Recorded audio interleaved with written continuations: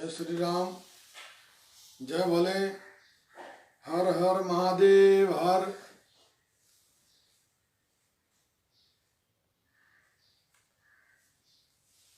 जय जतेश्वर भगवान। जय बाबूजी महाराज। जय सारणेश्वर महादेव। जय जलंधर नाथ। मित्रों, महाशिवरात्रि पर्व पर मैं आप सभी को अनेकानेक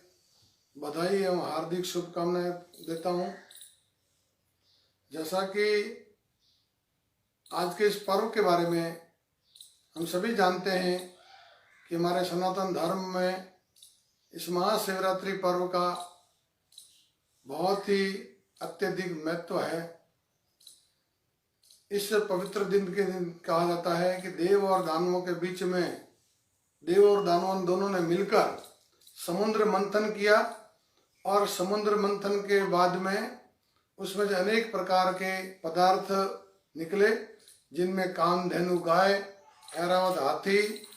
अमृत और इसके साथ साथ हीरे जवाहरात के साथ साथ विष भी निकला। सारे उपयोगी पदार्थ देवों ने और दानवों ने बांटने की कोशिश की, लेकिन जो विष निकला था उसको कोई लेने के लिए तैयार नहीं था। अगर वो विष उस समय पृथ्वी पर रह जाए तो जीव मात्र की सृष्टि के ऊपर संकट और भय पैदा हो सकता था। इस बात को ध्यान में रखते हुए देवों का देव महादेव ने इस सृष्टि को बचाने के लिए उस विष का विष पान किया और अपने कंठ में इसे धारण किया। इसीलिए इस आज के इस दिन हम परम कृपालु महादेव की पूजा अर्चना और भक्ति आराधना करते हैं। और खास करके जो हमारा देवासी समाज है, जो महादेव का देवों का देव महादेव के द्वारा उत्पत्ति इनकी बताई जाती है, ऐसे इस पवित्र समाज के लिए भी मैं एक संदेश देना चाहता हूँ कि इस पवित्र दिन के दिन हम सभी मिलकर संकल्प करें कि ये जो हमारा देवासी समाज है, पवित्र समाज है, इसको नशा मुक्त करने के लिए हम सभी आग्रह करें, आगे आएं और हमारे समाज में से अफीम, डोडा, गांजा, भांग, तंबाकू, गुटखा, बीड़ी, इन सारी चीज़ों का हम प्रतिबंधित करें, इससे दूर रहें, समाज को नशा मुक्त करें और इससे हमारे समाज को बचाने के लिए इस पवित्र दिन को हम संकल्प करें। साथ ही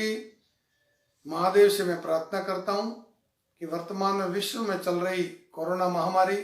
जैसी अनेक प्राकृतिक आपदाओं से इस सृष्टि को बचाएं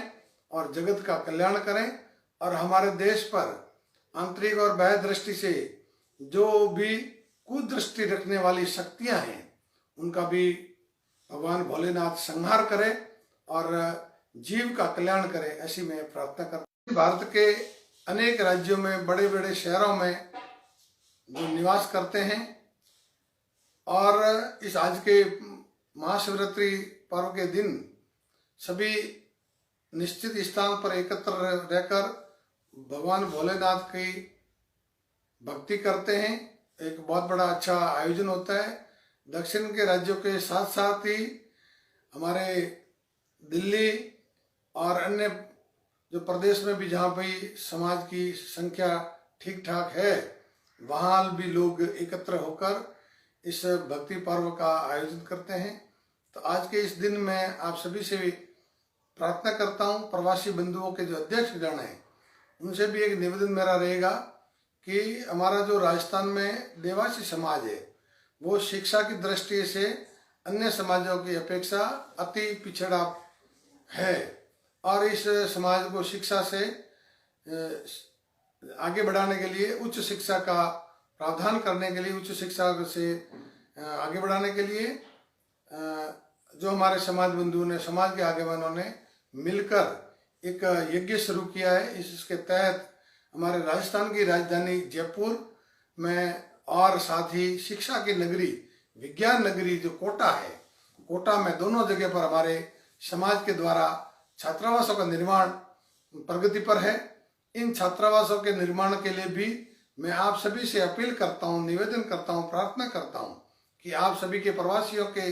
आर्थिक सहयोग के बिना ये कार्य अधूरा है, असंभव है। इसलिए आप सभी अध्यक्ष गणों से भी निवेदन है कि आप अपने अपने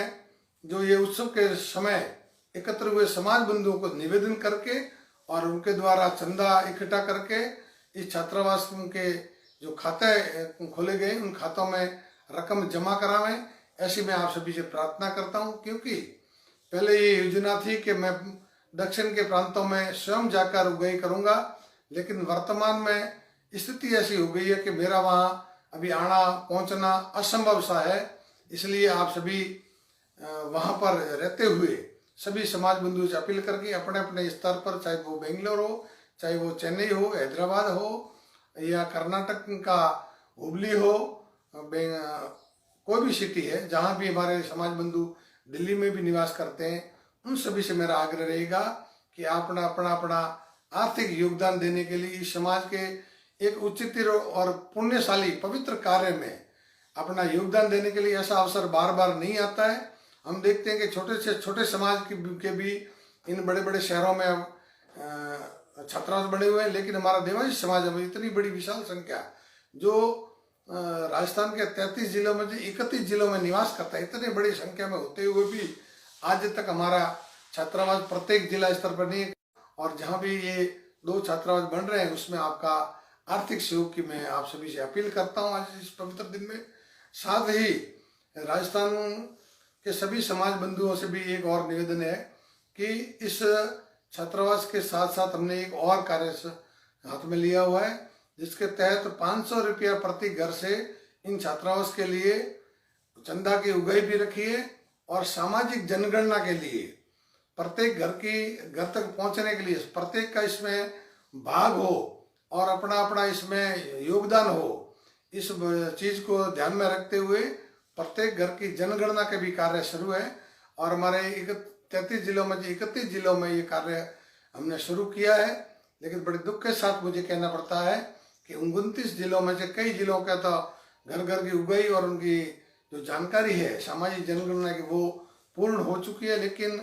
मात्र 2 जिले नागौर और सिरोही, इन 2 जिलों में अभी तक कार्य शुरू नहीं हो पाया है। तो जहाँ जहाँ भी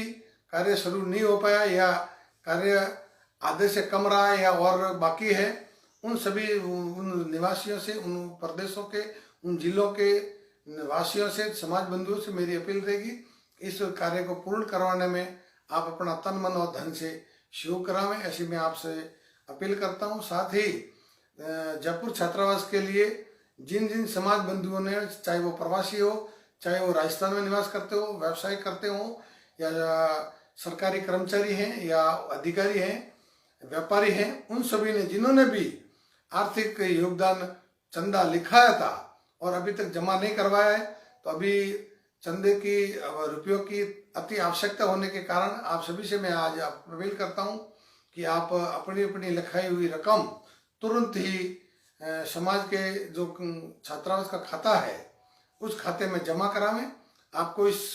चीज़ों की अगर जानकारी विशेष चाहिए या हिसाब के बारे में भी चाहिए तो हिसाब भी जो प्रति 2 महीने के बाद में मीटिंग होती है, उस मीटिंग में हम लोग प्रस्तुत करते हैं। आगामी समय में अप्रैल के अंतिम सप्ताह में राजस्थान की राजधानी जयपुर में छात्रावास के प्रांगण में मीटिंग का भी आयोजन होगा, बैठक का आयोजन, सम्मेलन का आयोजन होगा। और इस सम्मेलन की विशेषता ये रहेगी कि राजस्थान के अंदर जितने भी पंचायत राज चुनावों में, चाहे वो जिला परिषद के चुनाव में जीता हो, सरपंच का चुनाव जीता हो, पंचायत समिति का चुनाव जीता हो, नगर पालिका का चुनाव जीता हो, ऐसे सभी जो हमारे जनप्रतिनिधि हैं उनका भी अखिल भारतीय रबारी रायका समाज सेवा संस्थान की तरफ से सम्मान किया जाएगा, उनका अभिवादन किया जाएगा। तो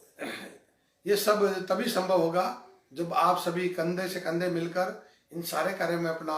योगदान देंगे। अतः मैं आप सभी से फिर एक बार अपील करता हूं कि आप अपने अपने स्तर पर जो भी हो सके प्रवासी अपने प्रवासियों से चंदा उगाही करावें। यहाँ जो लोग रहते हैं राजस्थान में, वो राजस्थान में अपने स्तर पर अपने खाते में रुपया जमा करावें अथवा मेरे से संपर्क कर जमा करावें तो उनको रसीद हाथों हाथ दे दी जाएगी। और अगर आपको खाते के नंबर वगैरह चाहिए तो आप मुझे मेरा फ़ोन नंबर मैं देता हूँ, वो आप फ़ोन नंबर लिखिए 9649915700 9649915700 पर आप संपर्क करें तो आपको संस्था का खाता नंबर दे दिया जाएगा, या आप से जो भी सहूलियत होगी उसके अनुसार आप अपना